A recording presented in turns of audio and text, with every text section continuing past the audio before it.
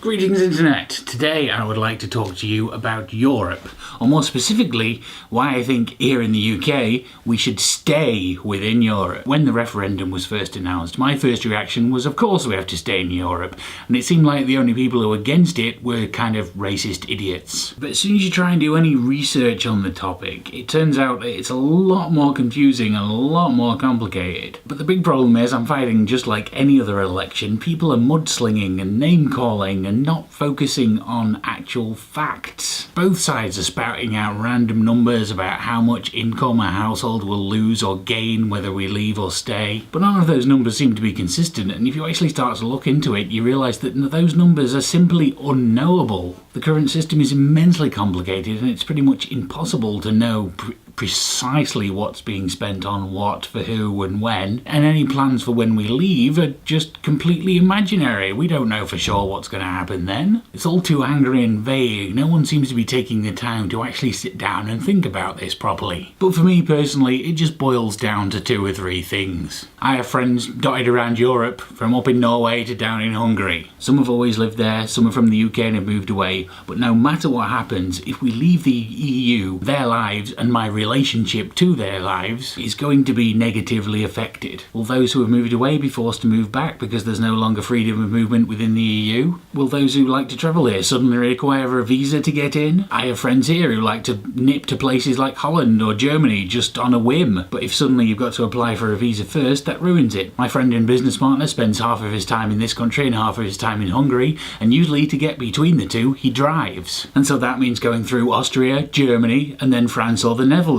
Imagine having to apply for a visa in every one of those countries to do that journey multiple times a year. It's just not really feasible. And then there's the business side of things. My own business relies on the free trade of money around the European market. I get paid via Holland and Hungary and even Lithuania. At the very least, if we leave, some of those transfers are going to become official international bank wires, which will incur more fees and take more time. Then we've got another topic which I'm interested in, science and research. There are hundreds of research grants in existence which are all applied to the EU. Many universities and scientific institutions in this country are receiving parts of those grants. But if we leave, we'll suddenly be no longer eligible. Now sure, once we leave we may be able to renegotiate the terms of those grants. Just like every other thing in this referendum, we have absolutely no idea of whether we will actually be able to do that. It's a complete guess as to what our status on the international stage will be. Yes, we might have the power to negotiate just as ourselves, like say China or Australia would, but we have absolutely zero guarantee that that will be the case. And that's the biggest problem with the whole thing for me, is that there's absolutely no way of knowing what will happen. There's just far too many unknowns, and not enough people seem to be talking about that fact. There are some, sure, but not very many. Now yes, I will agree, there are